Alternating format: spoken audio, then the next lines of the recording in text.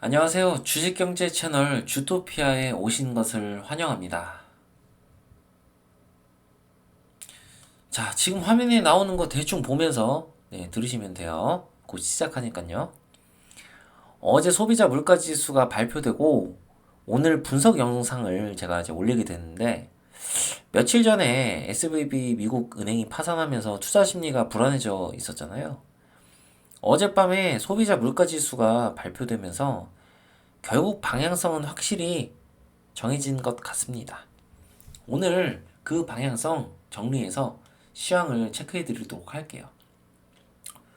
구독은 손해볼 게 없어도 안 하면 무조건 손해다. 자, 현재 시황 중요 포인트 체크하고 갈게요. SVB 파산과 어제 소비자 물가지수 발표로 장세가 불안한 상황이다. SVB 파산이 미치는 영향이 어느 정도인가? 그것이 변수가 조금 있고요. 오늘 저녁에 나올 생산자 물가지수는 일단 무시하셔도 됩니다. 가장 중요한 것은 3월 22일 FOMC에서 금리 인상을 얼마나 하는가? 이게 가장 중요한 포인트예요. 이거에 따라서 증시가 움직일 거고, 예, 결정이 되니까 참고하시면 될 것 같고요. 자, 그럼 한번 지금 현재 상황을 한번 보도록 할게요. 어, 지금이 아직 이제 자정이 안 넘었어요. 지금 녹화하는 지금 상황에서는 이제 영상을 올리면 아마 다음 날이 될 겁니다. 15일. 자, 지금은 한 11시 40분 조금 안 됐는데요. 오, 보세요. 소비자 물가 지수가 발표되고 나서 지금 증시들이 수급이 들어오고 있죠. 아, 나스닥이 2%나 올랐어. 2.14%. 다우존스는 1.37%를 기록하고 있고, 아씨, 코스닥 3.91. 뜨악. 뭐, 이건 어쩔 수 없는 거고요. 이번 장이 끝났으니까. 자, 중요한 건, 전 세계 증시가 지금 다 플러스를 지금 보이고 있어요. 다 빨간색이죠? 닥스나, 어? 프랑스, 뭐, 이런 지수들 다. 자, 그리고 달러가 지금 살짝 올라 있는 모습. 이 정도. 요 정도의 지금 상황인데요. 어, 빅스는 지금 또 폭락을 하고 있어요. 이게 증시가 전체적으로 좋은 이유가 이게 명확해요. 왜냐면 이제 SVB 파산으로 인해서 연준에서 이제 금리 인상을 못할 거라고 생각을 하는 거예요. 어제 제가 이제 말씀을 드렸죠. 예, 금리 인상하고 영상 찍겠다고. 그게 그 이유예요. 아, 이럴 것 같았어요. 그러니까 여기서 조금 안 좋거나 다 좋거나 둘 중 하나고 되게 혼조스러울 거다 생각했는데 그게 이제 소비자 물가 지수가 이제 결국 예상치만큼 나오니까 이번에 연준이 금리 인상을 안 하겠다. 그런 생각이 이제 드는 거죠. 시장에서. 기대감이 있는 거예요. 파월이. 소비자 물가 지수 생각보다 엄청 많이 나오지도 않았네. 그냥 뭐 예상치만큼 나왔네. 뭐 바이든이 이번에 얘기했잖아요. 뭐 좋게 나올 거라고. 좋게 나온 건 아니에요. 근데 그 어쨌든 예상치만큼 나왔으니까 뭐 이 금리 인상 안 하고 좀 넘어가도 되지 않나? SVB 파산 때문에 좀 압박을 받지 않을까? 이런 생각을 하는 거죠. 자꾸 이제 파월 욕 처먹으니까 이제 안 하겠지 생각하는 겁니다. 그럼 과연 시장은 어떻게 흘러갈지 한번 나스닥 지수를 한번 보도록 할게요. 나스닥 지수 보시면 어제 제가 또 설명을 드렸는데 똑같이 설명을 드릴게요. 자, 52주 내려옵니다. 이 선은 뚫기가 어려워요. 강력한 저항선이에요.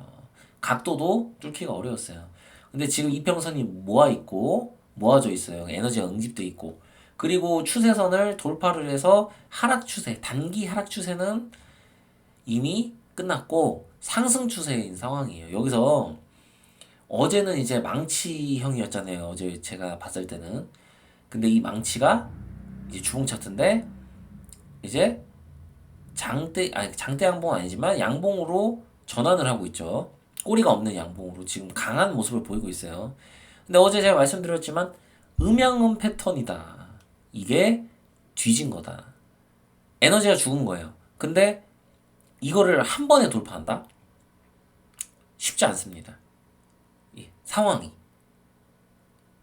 쉽지 않아서 이거는 다시 밀릴 가능성이 높습니다. 현재 기준으로. 예. 오늘 종가가 어떻게 될지는 몰라요. 하지만 다시 밀릴 가능성이 높아요.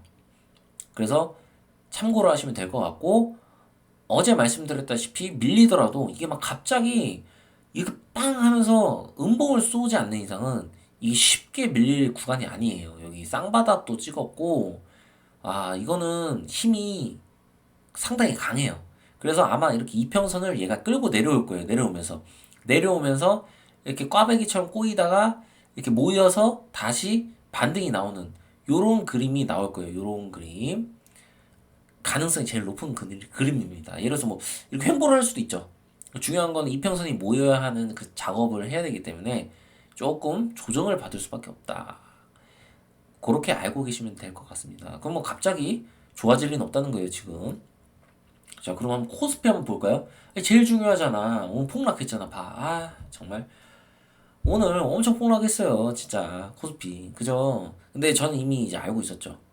예, 제가 분석을 했었지만. 왜냐면 우리나라는 나스닥의 영향을 받을 수밖에 없어요. 왜냐면 대장은 나스닥이니까. 안 봐도 비디오다. 근데 중요한 거.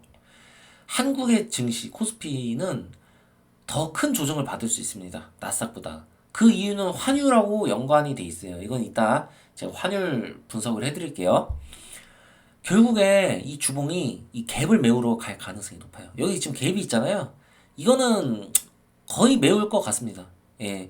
이제 하락 각도도 꽤 지금 각도가 깊은 편이고, 각도가 이렇게, 높은 편이고, 그리고 이제 음봉이 여기 주봉이 하나가 나왔는데, 이음봉이 나오고 있습니다. 이건 내일 반등이 나올 수도 있겠지만, 나도 결국에 밀릴 수밖에 없다. 똑같이 52주선, 딛고 내려가고 있고. 다만, 제가 이제 긍정적으로 보는 건, 요 빨간색이 지금 여기 파란색 선을 골든을 한 상태예요. 예, 힘이 좋아요. 그래서 어쨌든 내려도 튀어 오를 거예요. 근데 우리는 조금 더 깊게 빠질 수도 있다는 거예요. 제가 말씀드리는 거. 추세는 이미 돌파를 했는데, 일단 상승 추세가 나올 건데, 얘가 밑으로 내리면서 좀 더 나스닥보다 빠질 수도 있으니까, 어쨌든 그 부분을 조심하셔야 되고, 일단 코스닥을 한번 보도록 할게요. 예. 코스닥은 일봉으로 한번 봐볼게요, 제가. 일봉으로 보니까 느낌이 또 다르죠? 봐봐요. 이만큼이나 빠졌어요, 여러분. 아까 보셨잖아요. 엄청 많이 빠진 거. 오늘 증시. 에? 오늘 되게 공포였잖아. 그죠? 왜냐면 여기서 밑꼬리 달고 위로 갈 줄 알았는데 밑으로 그냥 쭉 빼더라. 근데 하락 장악형을 넘어서서 하락의 힘이 너무 강했어요. 이거는 설사 내일 반등이 나온다고 하더라도 이건 결국 밀립니다. 밀려서 제가 봤을 때는 이거 깨요. 이평선 요거 깨고 내려갈 가능성이 높습니다. 지금 상황에서. 이거 갭 다 메울 가능성 높아요. 이게 코스닥은 조금 더 많이 빠질 수도 있어요. 예, 그걸 좀 참고를 하셔야 돼요. 어쨌든 나스닥, 코스피 둘 다 조금 여러분들을 굉장히 애태울 수 있어요. 예, 앞으로. 일단은 그 22일 그 전후로 해가지고 여러분들이 굉장히 좀 힘들 수가 있습니다. 예, 그런 그림이 나올 가능성이 높아요. 그래서 다시 이렇게 해서 이평선이 모이는 이런 시나리오가 나올 가능성이 상당히 높은 차트예요. 예, 요거를 바로 이렇게 돌파한다? 이거는 희박해요. 요 가능성은 딱 하나밖에 없어요. 연준이 갑자기 FOMC 하기 전에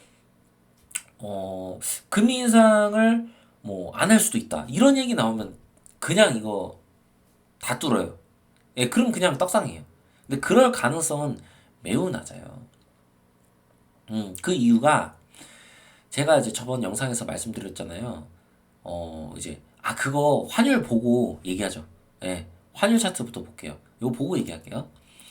자, 환율 차트 보시면 제가 어제 말씀드렸다시피 어제 환율이 좀 밀리고 있었죠. 그쵸?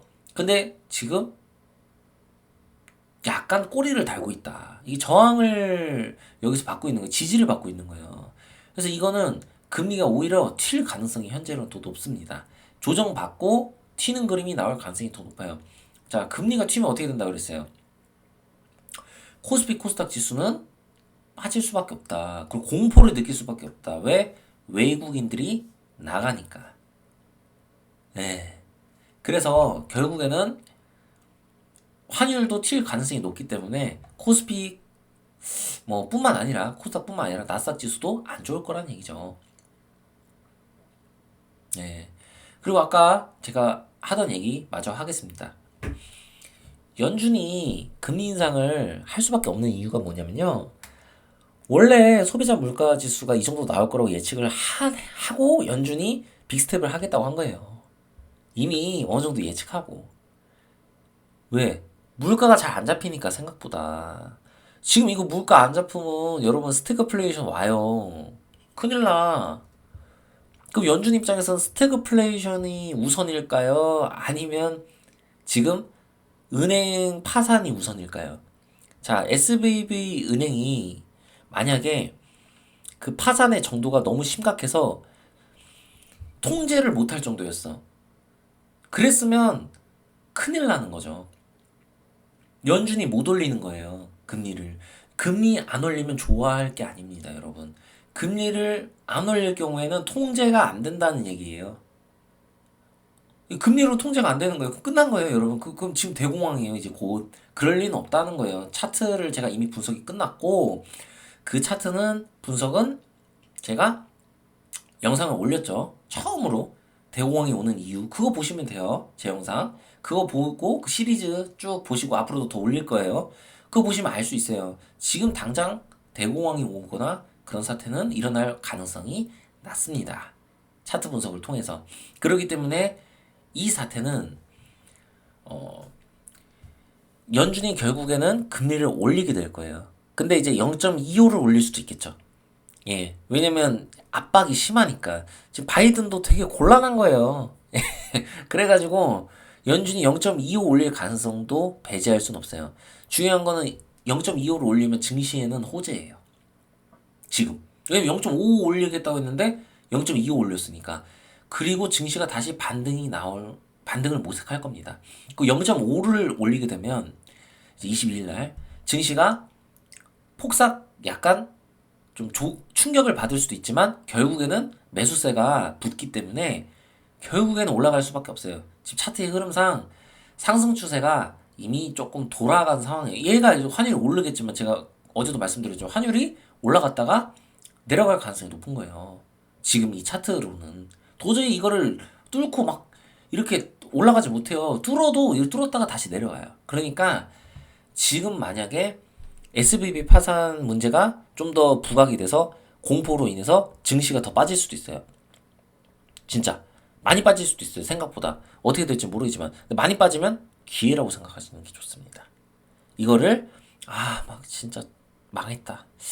나 진짜 어떻게 진짜 이거 망하는 거 아니야? 나 또 이런 생각하면서 막 불안해가지고 그렇게 하시는 것보다는 조금 이번에는 과감하게 하시는 게 나아요.